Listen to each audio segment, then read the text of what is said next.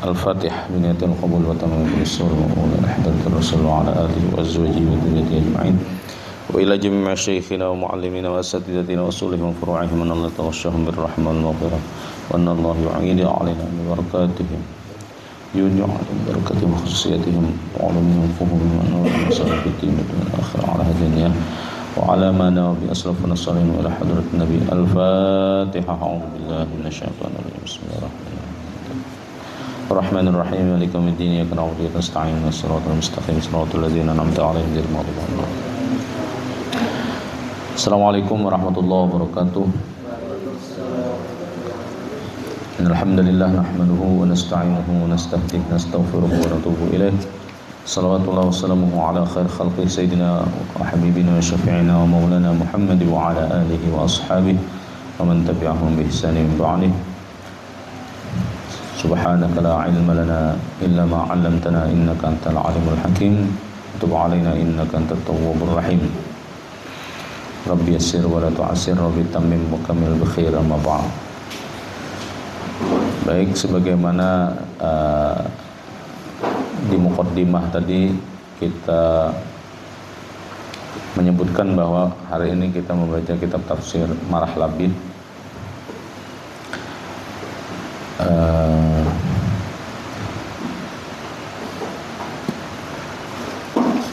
karya Syekh Nawawi Al-Bantani ya.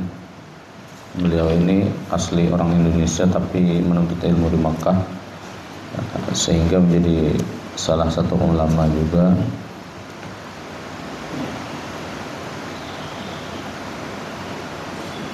Dan karya-karya beliau banyak sekali.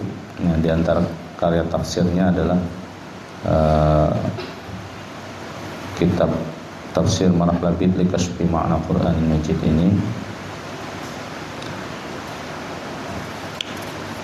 Tentu saja kita mengawalinya dengan halaman pertama ya, yakni suratul Fatihah.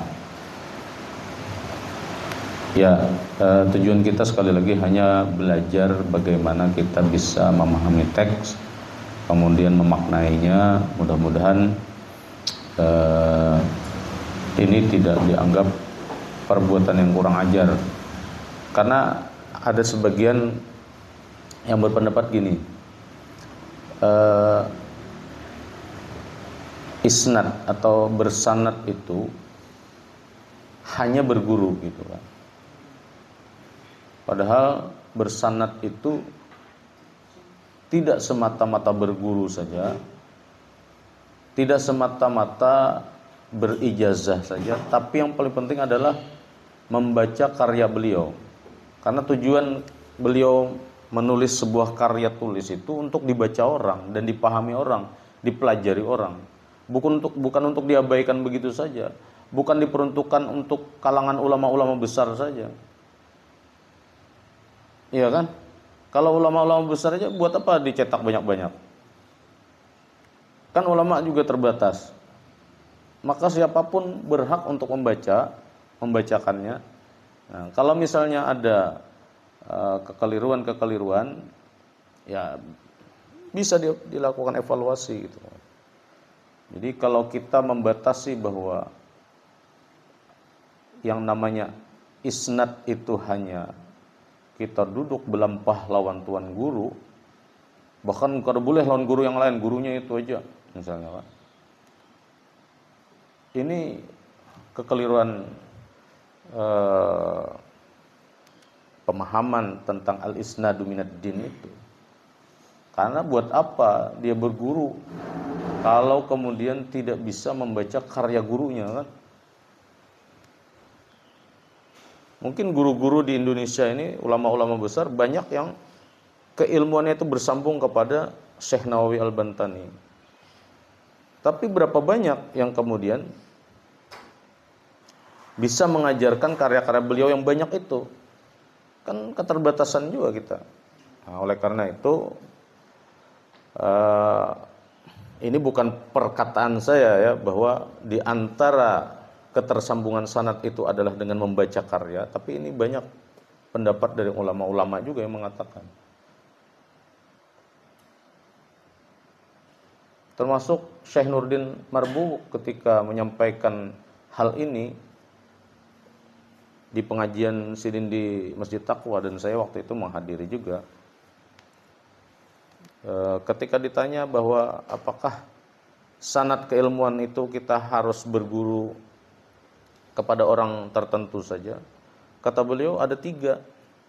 Yang paling tinggi itu memang berguru duduk di makom, ya di makom perguruan, majelis gitu kan. Itu yang paling tinggi. Dan yang kedua Sidin adalah membaca karya-karyanya, tulisan-tulisan Sidin. Kadang-kala kita beralasan misalnya, yang bisa memahami karya Sidin itu hanya ulama-ulama besar, orang-orang yang alim. Nah, di satu sisi itu betul, tapi di sisi lain juga itu merendahkan karya Sidin seorang. Kenapa? Karena seakan-akan Sidin kada berhasil menulis situ sehingga sulit dipahami orang kan. Ketika kita menulis karya, kemudian karya kita itu sulit dipahami orang. Bikin pian nulis skripsi misalnya, penguji kada paham misalnya kan, apalagi kawan-kawan pendengar kada denang pahamnya, saking tingginya ilmu buan pian. Itu kira-kira berhasilkah kadakah? Maka nanti kalau di ujian banyak pertanyaan-pertanyaan dosen kan. Ini apa maksud kalimat ini? Apa maksud ikam dengan redaksi seperti ini? Ya kalau misalnya itu bisa dipertanggungjawabkan oleh menulis. Kalau kada terlalu mengandalkan ChatGPT misalnya kan.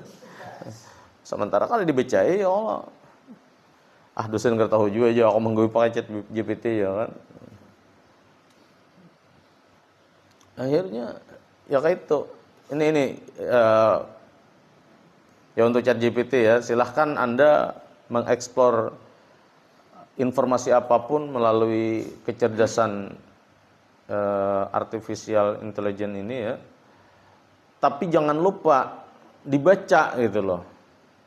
Dibaca hasilnya. Jangan pas membutuhkan saat diskusi di kelas. Bingung, makalahnya apa ya judulnya? Ini. Takun ChatGPT. Dengan judul seperti ini buatkan 5 pertanyaan terkait dengan tema yang ada. Karena ChatGPT memadahkan ini 5. Ini keren gini pertanyaannya. Mudahan kawan nih takajub dengan pertanyaan ini. Ada yang mau ajab kawan enggak itu ya Allah pertanyaannya. Ada juga yang memang ya udah dijawab aja. Diulah aja pertanyaan yang paling ringan. Soalnya pemakalah bingung juga dengan jawabannya. Betakon jualan ChatGPT dulu. Apa jawabannya untuk pertanyaan ini? Atau pertanyaan ini apa jawabannya? Akhirnya yang bujur-bujur kuliah itu siapa? ChatGPT kan. Mahasiswa kada kuliah. Soalnya dosennya gini sama juga. Kada siap Sidin. Apa hari ini mata kuliah kita aja? Apa materi kita hari ini pembahasannya? Ini. Oh iya. ChatGPT dulu Sidin juga. Kadang-kadang ChatGPT itu bisa menyesatkan juga, apalagi kalau mata kuliah yang bersifat tafsir misalnya. Tafsir seperti ini bisa menyesatkan. Oke lah, mempersingkat waktu ini kelawasan kalau kita bahas ya. Tapi tadi saya selesaikan dulu. Yang pertama tadi adalah berguru, yang kedua membaca karyanya Syekh Nurdin ya. Dan yang ketiga hanya kita datang tabarukan, minta diijazahkan kitab. Guru ulun minta ijazah ulun pian kitab ini karena pian dulu pernah membacakan, lalu dijazahkan sini ajastuka. Nah itu paling rendah ya Sidin sanatnya kakak itu tuh, sekedar ajastuka aja belajar kadalon Sidin kan, dijamin lah juga bisa membaca karyanya itu juga. Wallahu alam kada ketahuan, sekedar tabarukan aja. Nah itu kada apa-apa juga, tapi itu paling rendah sanatnya, sekedar ajastuka aja. Anam bujur-bujur beijazah tuh kita mau empati kata per kata ya.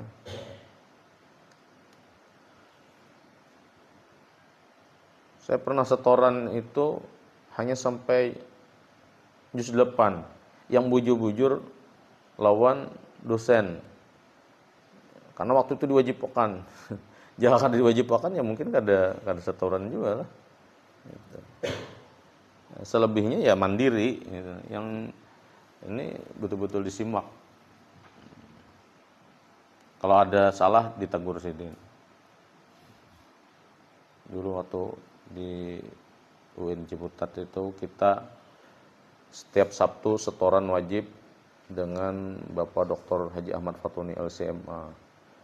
Beliau termasuk pakar qiraat ya.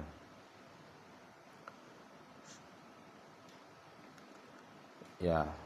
Oke, silahkan saya minta siapa yang membaca dari awal suratul Fatihati.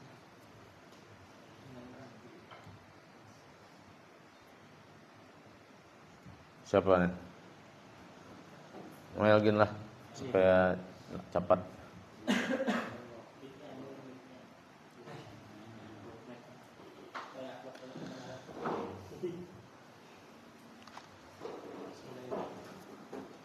Bismillahirrahmanirrahim. Qala musannifur rahimahullahu ta'ala wa nafa'ana bi jami'i 'ulumihi fid dharain amin. Amin.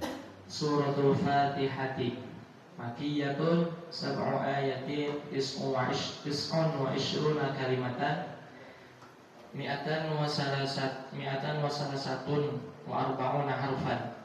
Bismillahirrahmanirrahim. Wasabi'atu siratal ladina ila akhiriha in kanatil basmalatu minha wa illam takun minha fasabi'ah ghairil maghdubi 'alaihim ila akhiriha wa hiya mustamilatun ala arba'ati anwa'in minal ulumi. Ahaduha ilmul usuli wa qad jama'atil ilahiyyatu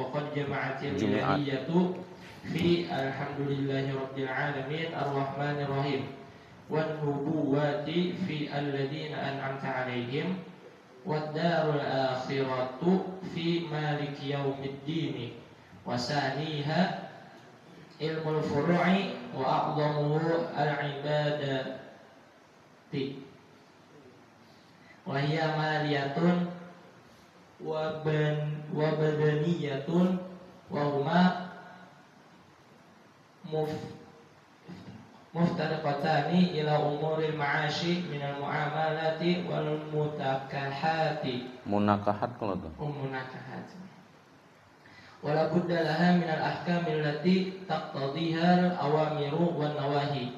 Wasalisuha ilmu tahsilil kamalati wa huwa ilmul akhlaqi wa minhul istiqamatu fit tariqati. Wa ila dhalika al-isyarah biqawlihi wa iyyaka nasta'in wa qad jama'at asy-syari'atu kulluha fi siratal mustaqim. Wa rabi'uha ilmul qisas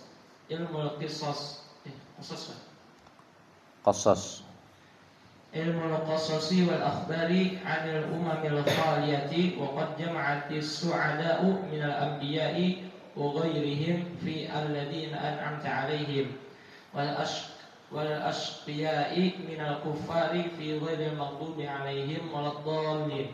Oke, cukup dulu. Jelaskan, Bang. Bismillahirrahmanirrahim. Bagian pertama itu surah Al-Fatihah. Surah Al-Fatihah adalah surah Makkiyah yang diturunkan di Mekah atau sebelum hijrah. Surah Al-Fatihah terdiri atas 7 ayat yang mana mempunyai 29 kalimat dan mempunyai 143 huruf. Bismillahirrahmanirrahim. Dengan menyebut nama Allah yang lagi Maha Pengasih, lagi Maha Penyayang.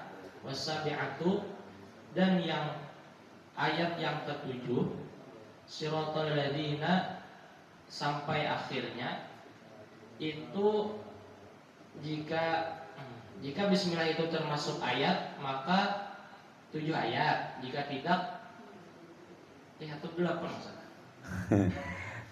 Ayat ini kan 7 disepakati kan sab'u ayatin di atas itu. Yang ke-7 itu adalah ayat siratal ladzina an'amta 'alaihim sampai ghairil maghdubi 'alaihim waladdallin. Itu apabila ingkanatil basmalatu minha. Kalau basmalah bismillahirrahmanirrahim itu adalah ayat pertama gitu.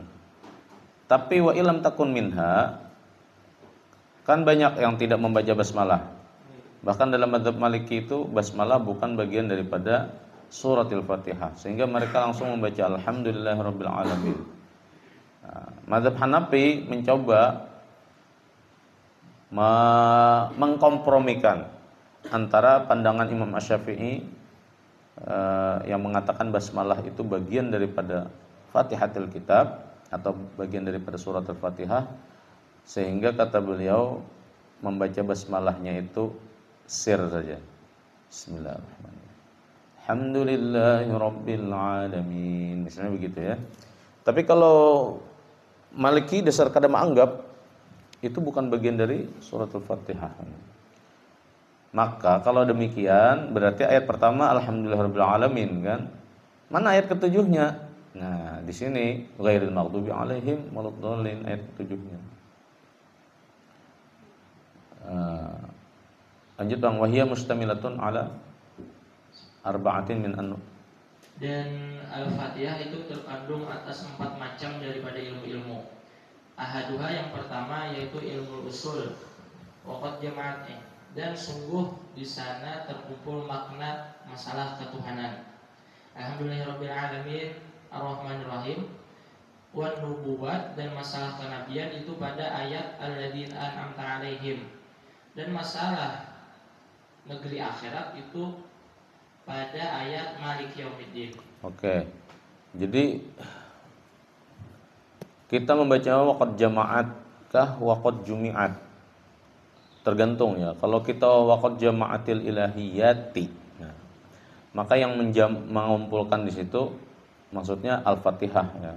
Tapi kalau dibaca majhul waqad jumi'atil al-ilahiyatu fi, nah, artinya dikumpulkan ya, Allah maksudnya melibatkan, dihimpun oleh Allah pada yang pertama ini adalah ilmu usul. Ilmu usul ini maksudnya apa? Pondasi ya, yang sangat primordial lah dalam keilmuan maksudnya gitu ya. Sederhananya gini ya. Tadi disebutkan bahwa Al-Fatihah itu mengandung 4 jenis keilmuan. Yang pertama ilmu yang paling dasar, sebutnya ilmu usul. Kenapa disebut dasar? Karena dia berbicara tentang hal-hal yang mendasar dalam ajaran agama Islam. Pertama al-ilahiyat. Al-ilahiyat itu tentang ketuhanan, sangat teologis gitu kan. Dan itu ada pada lafaz atau pada ayat alhamdulillahirabbil alamin. Segala puji bagi Allah Tuhan semesta alam.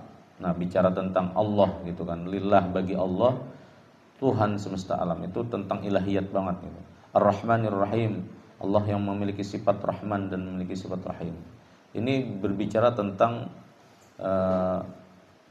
keilahian. Kemudian yang kedua wan nubuwat, tentang kenabian. Nah, kenabian ini juga sangat mendasar dalam Islam karena peran nabi inilah yang kemudian bisa mengejawantahkan ajaran Allah supaya nyampe gitu loh ke kepala manusia. Karena kan bahasa Tuhan ketika tidak diterjemahkan ke dalam bahasa manusia, itu susah kita memahaminya. Tapi ketika diilhamkan kepada atau diwahyukan, tidak sekedar ilham tapi diwahyukan kepada manusia yang disebut dengan para nabi dan para rasul itu, nah, maka para nabi para rasul inilah yang kemudian menerjemahkan, sebagian ya menyampaikan apa adanya tetapi dalam bentuk bahasa manusia gitu. Itu disebut nubuat ya. Pada kalimat mana? Pada ayat yang mana? Alladzina an'amta alaihim, yaitu orang-orang yang kau beri anugerah. Nah, kita biasanya menambahkan itu kan kalau dalam doa, an'amta alaihim minan nabiyyin was-siddiqin wasyuhada was-shalihin dan seterusnya ya. Kemudian wad-darul akhiratu fi. Nah, kemudian juga berbicara tentang hal-hal yang bersifat eskatologis atau hari-hari kemudian gitu ya. Pada ayat Maliki Yaumiddin. Itu yang pertama. Kandungan yang kedua, Bang, ilmu furu' tadi ya. Ya, kalau usul itu dasar yang mengakar gitu kan. Kemudian furu' itu sudah bicara cabang. Wa a'zamuhu al-ibadatu. Dan yang paling penting lah, a'zam di situ bisa paling agung, paling besar, paling tinggi ya. Yang paling penting di situ adalah al-ibadat. Perihal peribadatan atau tata cara beribadah. Wa hiya maliyatun wa badaniyatun. Ibadah ini ada yang ibadah maliyah, ibadah sosial, harta gitu. Ada yang badaniyah, tapi ada juga ibadah yang fisik gitu kan. Kalau yang maliyah itu ya zakat, ya sedekah, menyantuni orang-orang lemah, fakir, miskin, janda-janda yang tua tapi lah, jangan yang muda. Nah itu maliyah ya. Tapi kalau badaniyah ya seperti sholat, haji, umrah itu badaniyah. Puasa ya, fisik juga. Wahuma muftaqiratani. Ibadah sosial dan ibadah individual personal ini keduanya membutuhkan ila umuril ma'ash, pada hal-hal yang bersifat kehidupan, minal muamalat, yakni interaksi sosial, wal munakahat, dan juga fikih pernikahan, interaksi hubungan personal. Wala budda laha minal ahkam. Yang demikian itu membutuhkan aturan-aturan allati taqtadiha al-awamiru wan nawahi, yang mana kata kuncinya lah gitu ya adalah perintah dan larangan. Karena hukum itu bermula daripada adanya perintah dan adanya larangan. Kalau tidak ada perintahnya, maka hal tersebut karena tidak bisa dihukumi apapun. Begitu juga tidak ada larangannya, maka hal tersebut tidak bisa dihukumi apapun. Itu dasarnya, tapi nanti dia berkembang. Karena ada hal-hal yang bersifat informatif, tapi dipahami ulama sebagai ada perintah di situ, meskipun lafaznya itu dalam bentuk jumlah khobariyah, tidak dalam bentuk jumlah insya'iyah. Wasalisuha tadi apa? Ilmu tahsilil kamalat. Ilmu yang menyempurnakan saja, penyempurna, mencapai kesempurnaan. Artinya ya kan ada yang apa? Primer, ada yang sekunder ya. Ini sudah sekunder mungkin. Tetapi meskipun sekunder, sesuatu itu menjadi tidak sempurna kecuali dengannya.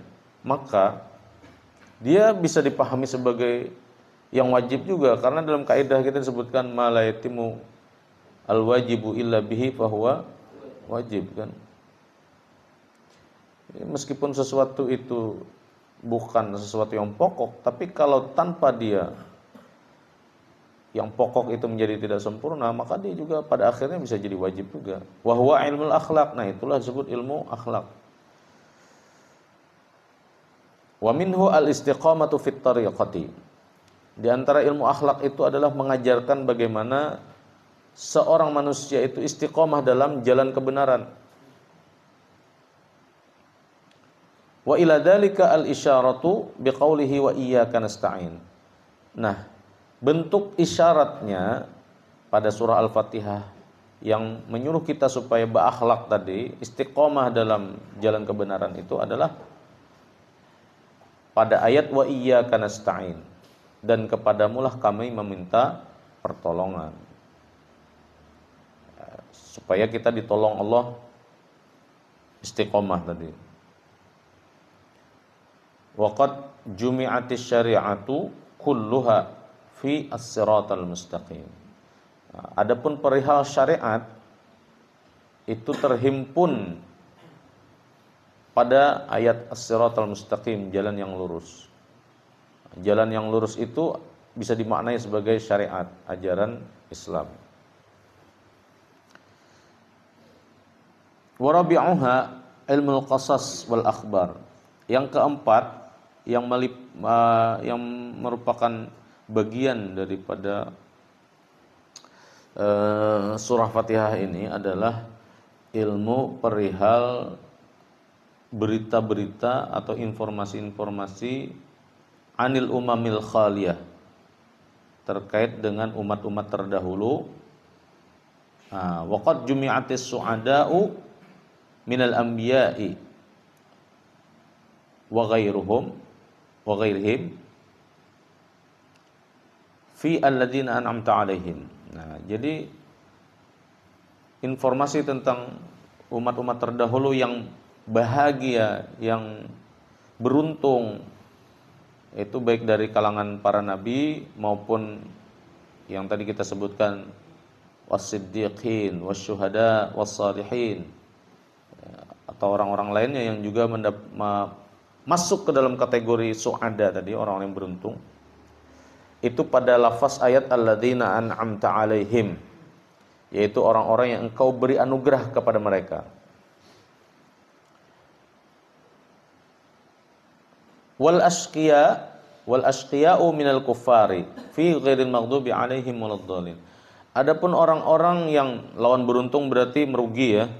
Ashqiya di situ berarti tidak beruntung, rugi, menderita lah. Itu di antara kalangan kaum yang kufar. Kufar itu ya, kata-kata kafir itu adalah orang-orang yang mengingkari kebenaran sebetulnya. Tapi ketika dia sudah menjadi idiom bahasa Indonesia atau menjadi kata diksi bahasa Indonesia, kafir itu kayaknya menyakitkan gitu ya bagi kawan-kawan nonis gitu kan. Padahal dalam Al-Qur'an kata-kata kafir ini memang disebutkan untuk orang yang mengingkari kebenaran Al-Qur'an dan kebenaran Nabi Muhammad lah istilahnya gitu. Untuk memudahkan menyebutkan dulu itu. Tapi ketika sudah bergeser maknanya itu kayaknya sudah menjadi penghinaan gitu ya. Kayaknya orang-orang yang non-Islam itu ketika disebut dengan kaum kafir gitu kan, dia diserap dalam bahasa Indonesia kayaknya sudah bergeser. Sekarang ya banyak juga orang-orang menggeser makna-makna itu.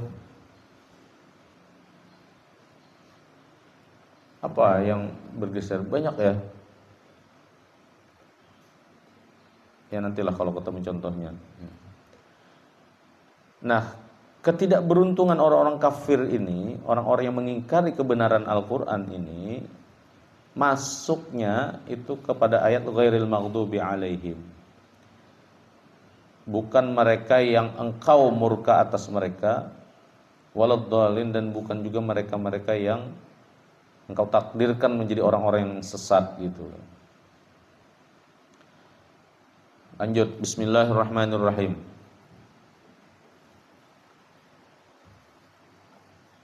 Al-ba'u. Bismillahirrahmanirrahim. Al-ba'u baha'ullahi was-sinu sana'uhu fala syai'a a'la minhu. Wal mimu mulkuhu wa huwa 'ala kulli syai'in qadir. Wal ba'u ibtida'u ismihi bari'un basirun. Was-sinu ibtida'u ismihi sami'un. Wal mimu ibtida'u ismihi majidun malikun. Wal alifu ibtida'u ismihi Allahu. Wal lamu ibtida'u ismihi latifun. Wal ha'u ibtida'u ismihi hadiyun. Wal ra'u ibtida'u ismihi razzaqun. Wal ha'u ibtida'u ismihi halimun. Wal nunu ibtida'u ismihi nafi'un wa nurun. Alhamdulillahi wasyukru lillahi bini'amihi as-sawabighi ala ibadihi alladhina hadahum lil iman. Rabbil alamin ay khaliqul khalqi wa razzaqahum wa muhawwiluhum min halin ila halin. Ar-Rahmani ay al-'atifu 'alal bari wal fajri bir rizqi wa daf'il afati anhum. Ar-Rahimi ay alladhi yasturu alaihim dhunuba fid dunya wa yarhamuhum fil akhirati wa yadkhuluhumul jannata. Maliki yaumiddin bi isbatil alifi 'inda Asimin wal Kisai wa Yaqub ay mutasarrifun fil amri kullihi yaumal qiyamati kama qala ta'ala yauma la tamliku nafsun li nafsin syai'a wal amru yauma idzin lillah. Al-Infitar 19 kan? Ya. 19 wa 'inda al-baqin bihadfil alifi wal ma'na ay al-mutasarrifu fi amril qiyamati bil amri wan nahyi. Cukup dulu. Al-ba'u apa sih? Baha itu apa? Jamal, baha Allah, keindahan Allah. Wasin, keagungannya. Sana'uhu itu keagungannya. Wasinu sana'uhu, artinya ya keindahan dan keagungan Allah pada huruf ba itu.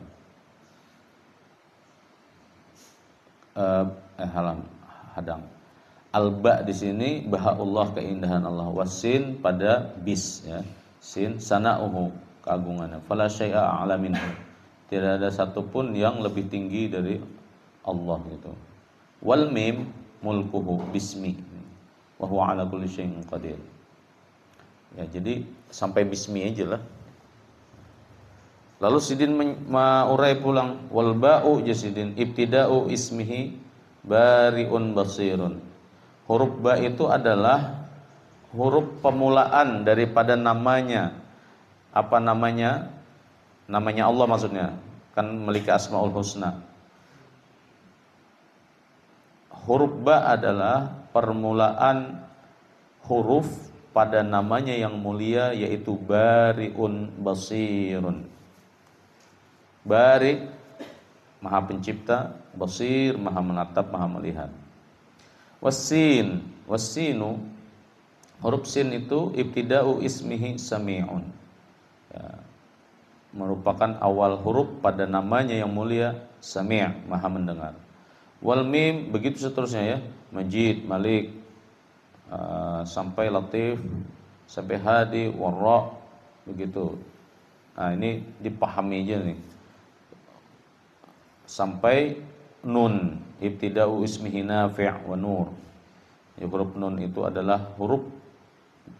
Jadi maknanya begitu ya, ibtida'u ismihi Nafi' itu maksudnya huruf Nun itu adalah huruf pemulaan pada namanya yang mulia, yaitu Nafi' dan Nur.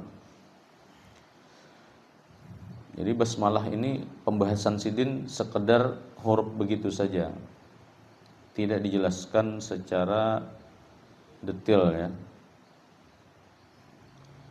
Kita membacakan aja lah. Kalau pina ada yang perlu dijelaskan, dijelaskan. Paling perdebatan kalau dalam konteks fikih, buan pian yang perbandingan mazhab, tadi itu aja. Ada yang memasukkan basmalah itu sebagai bagian daripada surat Al-Fatihah, sehingga tidak sulit menentukan mana ayat yang ketujuh, yaitu siratal ladzina an'amta 'alaihim ghairil maghdubi 'alaihim waladdallin. Tetapi bagi yang tidak memasukkan basmalah itu pada bagian dari surat Al-Fatihah, nanti kebingungannya itu akhirnya mereka menetapkan ghairil maghdubi 'alaihim itu ayat ketujuhnya. Kalau boleh saya sedikit cerita ya. Dulu saya tidak menemukan sih di referensi mana ada cerita tentang ini, tapi saya masih ingat saya mendapatkan kisah ini dari salah satu dosen saya. Beliau pakar ilmu perbandingan madhab, Profesor Dr. Huzaimah Tahidoyanggo, buan pian perbandingan madhab. Beliau salah satu guru besar perbandingan madhab fikih di UIN Syarif Hidayatullah Jakarta. Dulu beliau mengajarkan kami. Saya berguru dengan beliau tidak hanya di S1 sampai S2, saya berguru dengan beliau dalam pembelajaran ya, fikih perbandingan ya, meskipun saya tidak kuliah di perbandingan mazhab ya. Nah, jadi Jersidin mengisahkan perihal sebab kenapa bacaan basmalah ini dianggap bagian dari Al-Fatihah, dan ada yang menganggap tidak. Karena begini, Nabi pada awal-awal mula perintah sholat itu kapan?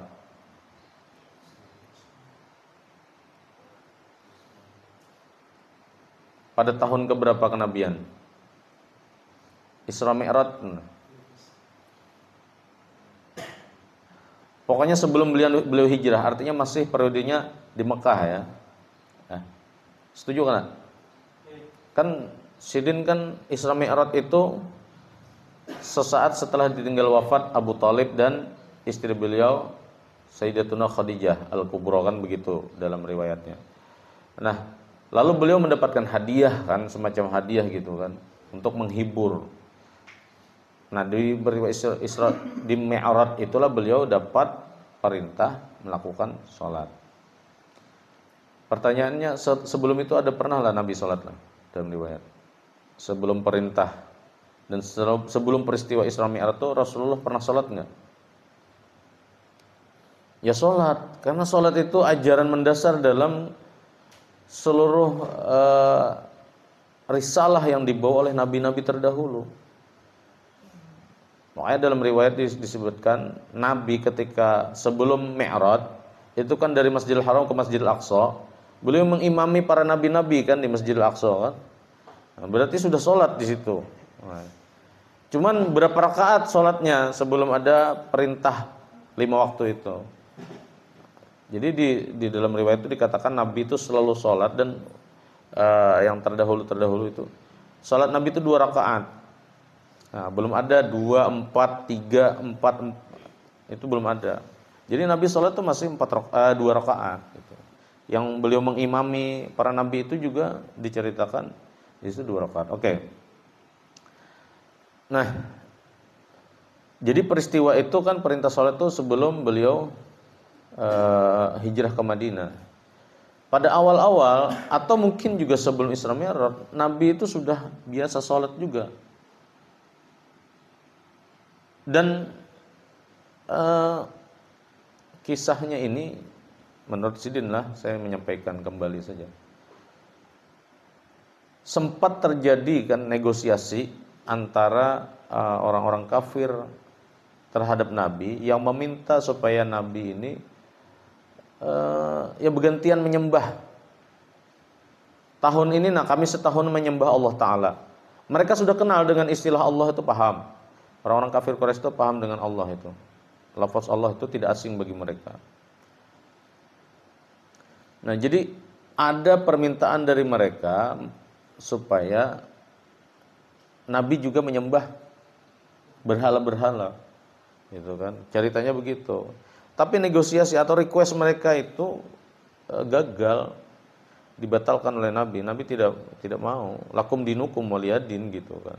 La a'budu ma ta'budun. Aku sekali-kali tidak akan menyembah apa yang kalian sembah. Wala antum 'abiduna ma a'bud. Dan aku tidak meminta juga kalian untuk menyembah apa yang ku sembah gitu kan. Udah pokoknya lakum dinukum waliyadin lah, ya. Lalu mereka berharap Nabi ini pernah menyebut berhala mereka. Mereka tahu Rasulullah sholat, dan dalam sholatnya itu membaca Bismillahirrahmanirrahim dengan menyebut nama Allah yang pengasih dan penyayang itu. Lalu karena permintaan mereka gagal dikabulkan oleh Nabi, mereka kayaknya makal, ya bahasa kita itu makal. Membuatlah mereka patung bernama apa?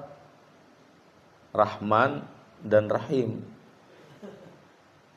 Nah, jadi ini kisah Sidin, ada usaha dari orang-orang kafir Quraisy tadi supaya Nabi pernah menyebut nama berhala mereka, maka mereka mengelabui membuat patung yang bernama Rahman dan Rahim. Nah, itu masuk tuh ke dalam kompleks banyaknya patung-patung berhala-berhala itu. Sehingga ketika Nabi membaca jahar, ini Nabi membaca jahar terus nih basmalahnya. Bismillahirrahmanirrahim, Bismillahirrahmanirrahim, Alhamdulillahirabbil alamin. Sahabat-sahabat yang meriwayatkan bahwa Nabi membaca jahar itu banyak. Sampai Nabi hijrah ke Madinah gitu kan, itu masih membaca jahar awal-awal hijrah itu. Nah, suatu ketika setelah mereka tadi membuat patung Rahman dan Rahim itu jadi, Lalu orang-orang yang kaum muslimin yang berada di Makkah yang tersisa-sisa itu ketika mereka membaca basmalah dengan nyaring Bismillahirrahmanirrahim, akhirnya pengikut Nabi Muhammad, pengikut Muhammad menyebutkan nama berhala kita yang Rahman dan yang Rahim itu, gitu kan.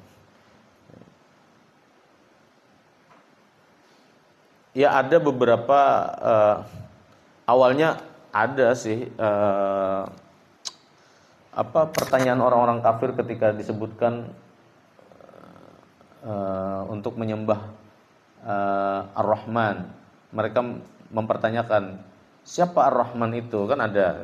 Nah itu tuh sebelum mereka mengetahui, begitu paham maksud Rahman ini di situ, penjelasannya adalah sifat Allah gitu kan, dan Rahim juga bagian dari itu. Belakangan mereka mengakali itu tadi. Jadi dibuatlah patung Rahman dan Rahim. Nah, berita kegembiraan orang-orang kafir Quraisy karena sudah semacam bersorak-sorai gitu kan. Oh, ternyata Muhammad dan pengikutnya sudah menyebut nama berhala kita yaitu Rahman dan Rahim. Itu makalnya bubuhan kafir Quraisy. Berita itu kemudian sampai kepada beliau. Nah, semenjak itulah beliau kemudian mensirkan bacaan basmalah itu. Kenapa? Ya kehendak lagi dihulut-hulut. Karena gara-gara itu jadi huhulutan. Akhirnya beliau membaca Alhamdulillah. Bismillahnya itu sir. Bismillahirrahmanirrahim. Alhamdulillahirabbil alamin, begitu ya. Nah, itu menurut cerita yang disampaikan Ibu Profesor Dr. Hajjah Huzaimah Tahidoyanggo, LCMA ya, ketika memberikan kami kuliah dulu. Saya berusaha mencari referensi tersebut tapi sampai sekarang belum ketemu. Ya mudah-mudahan kalau ada kawan-kawan yang pernah mendengar kisah itu, ada buku referensinya, nanti kasih tahu lah. Nah, menurut Sidin itu yang menyebabkan Imam Asy-Syafi'i kemudian mengatakan bahwa basmalah itu dibaca jahar. Kenapa? Karena asbabnya itu ada. Kenapa Sidin baca sir? Yaitu untuk tadi itulah menghormati. Dan kata beliau, sesudah Fatu Makkah. Nah, sesudah Fatu Makkah kan semua berhala dihancurkan. Termasuk Rahman dan Rahim tadi yang buatan orang kafir Quraisy tadi, itu juga dihancurkan. Nah, semenjak Fatu Makkah itu Rasulullah itu kembali membaca jahar. Nah, dari peristiwa ini kemudian disimpulkan bahwa kenapa Nabi membaca awal jahar, kemudian kenapa Sidin mensirkan, ada sebabnya. Nah, setelah sebabnya ini tidak ada lagi, beliau kembali ke apa ajar kita, settingan awal kan, kembali kepada rakitan awal atau apa bahasanya itu. Ya, kembali kepada settingan awal gitu. Nah, itulah.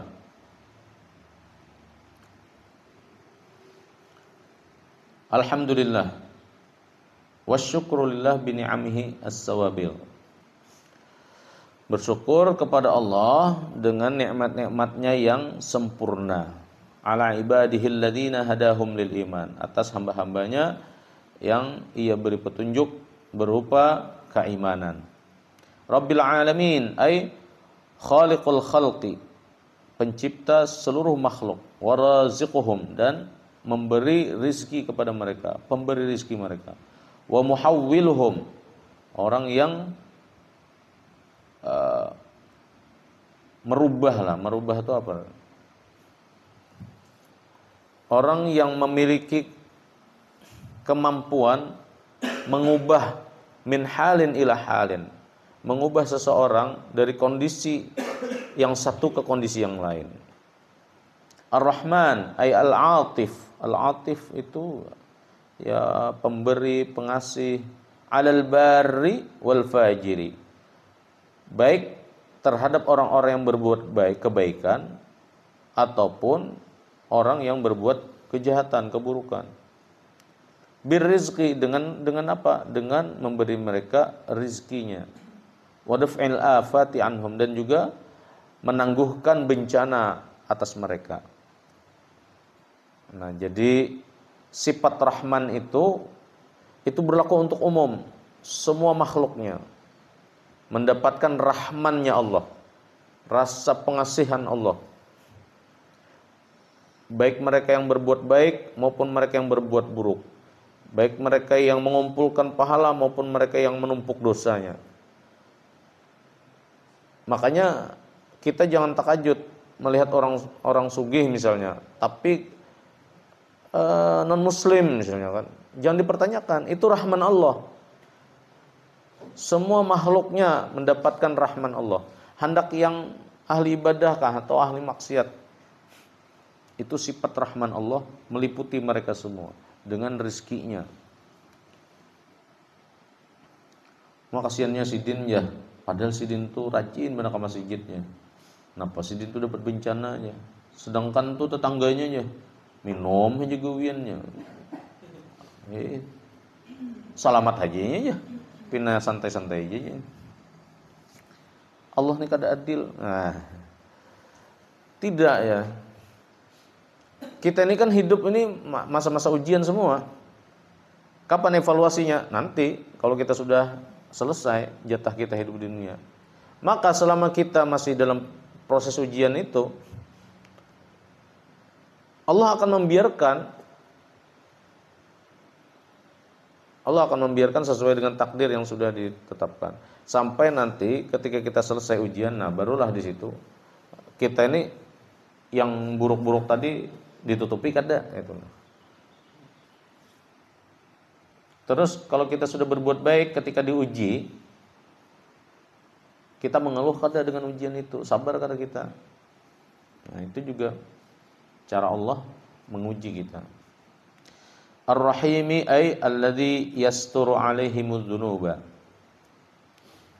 yang menutup dosa-dosa mereka fid dunya, di dunia, wa yarhamuhum, dan mengasihani mereka fil akhirati, di akhirat. Fayudkhiluhumul jannah, kemudian memasukkan mereka surga.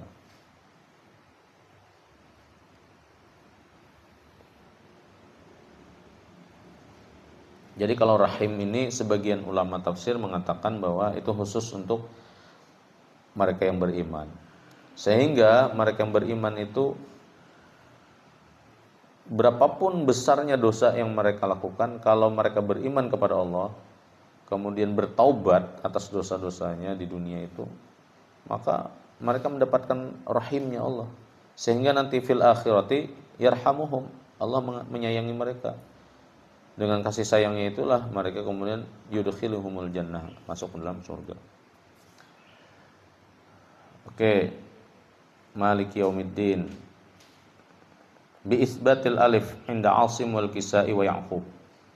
Jadi Maliki yaumiddin ini dibaca ada alifnya dalam riwayat qiraat Imam Asim, Imam Al-Kisai dan Imam Ya'qub. Jadi membacanya Maliki yaumiddin, ay mutasarrifun fil amri kullihi yaumal qiyamah. Mutasarrifun itu artinya pengatur, pengendali, avatar fil amri, dalam fil amri kullihi, dalam urusan apapun nanti di hari kiamat. Nah, ini berdasarkan firman Allah juga, yauma la tamliku nafsun li nafsin syai'a wal amru yauma idzin lillah. Pada hari kiamat itu tidak ada satu jiwa pun yang mampu menguasai dirinya bahkan.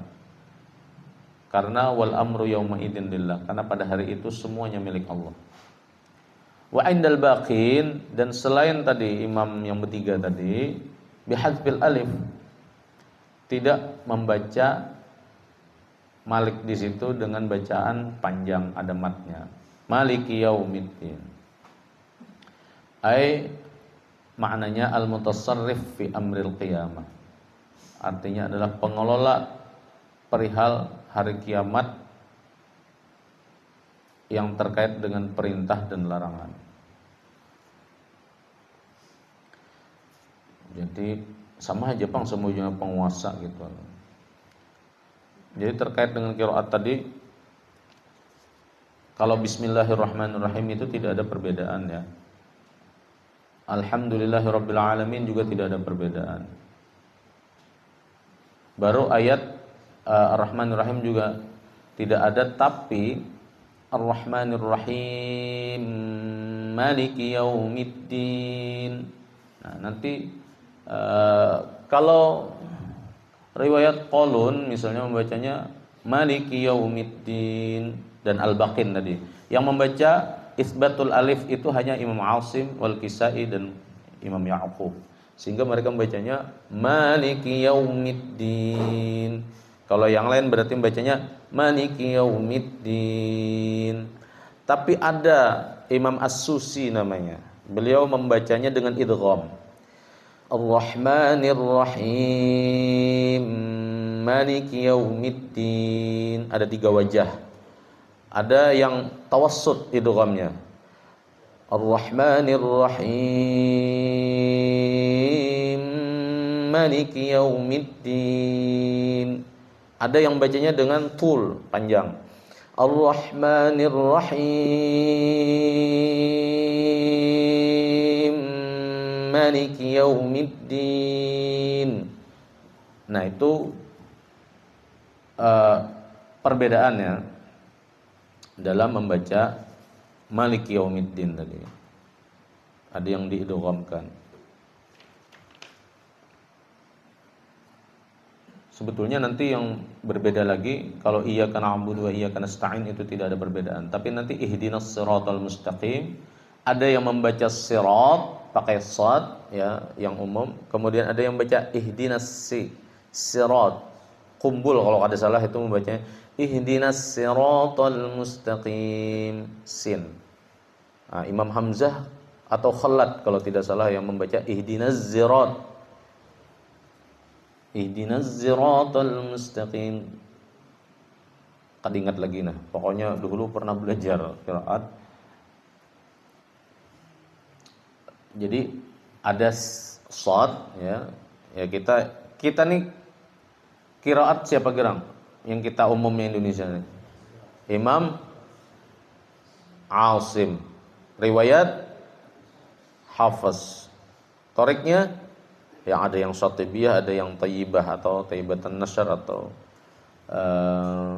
Jazariyah ya.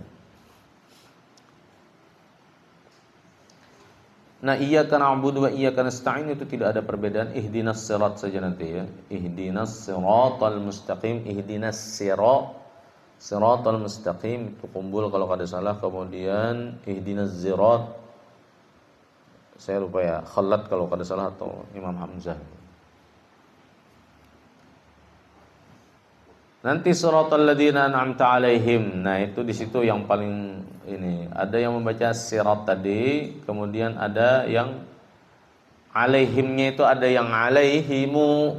Nah, siratal ladzina an'amta alaihimu ghairil maghdubi alaihimu. Nah, itu ada yang membaca. Ada juga yang membaca alaihum. Siratal ladzina an'amta alaihim ghairil maghdubi alaihim.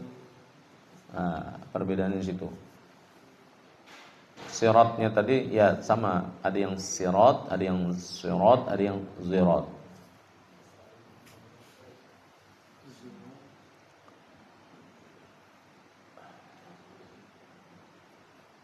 Oke lah, dikit lagi dah.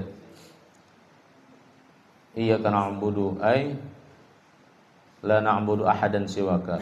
Kami tidak menyembah selain Engkau. Wa iyyaka nasta'in ay bika nasta'in. Kami memohon kepada Engkau ala ibadatika, dalam penghambaan kami kepada Engkau, dalam ibadah kami kepada Engkau. Fala haula, maka tidak ada daya anil ma'siyah, daripada menghindari maksiat, illa bi'ismatika, kecuali atas pertolongan dan bimbingan Engkau. Wala quwwata, dan tidak ada kekuatan, ala ta'ah, dalam mentaati Engkau, illa bitaufiqika, kecuali atas tadi pertolongan Engkau juga ya.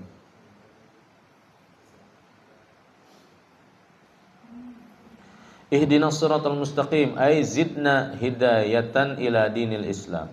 Tambahi kami setiap hari gitu kan kita memohon ihdinas siratal mustaqim, ihdinas siratal mustaqim, ya Allah tambahkan pemahaman kami dan hidayah atas kami agar senantiasa ila dinil Islam, berada dalam ajaran Islam. Au al-ma'na adimna mahdiyina ilaihi, artinya adalah permohonan, ya Allah dawamkan, konsistenkan kami selalu berada dalam keadaan diberi petunjuk, ilaihi, kepada jalan yang lurus itu.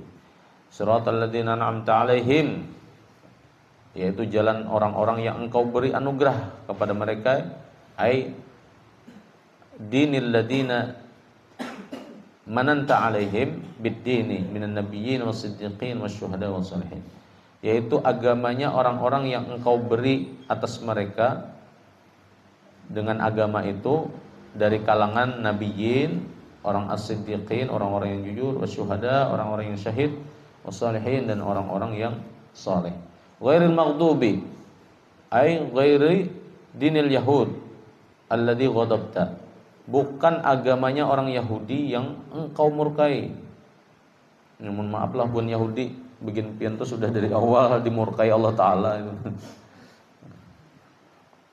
Alaihim waladdallin ay ghairi dinin nasara, bukan juga agamanya orang-orang Nasrani, alladzina dhallu anil Islam, di mana mereka menyesatkan diri daripada ajaran yang selamat, yaitu agama Islam. Wa yuqal al-maghdubi alaihim humul kuffar, ada juga yang mengatakan bahwa al-maghdubi alaihim itu adalah kaum kafir.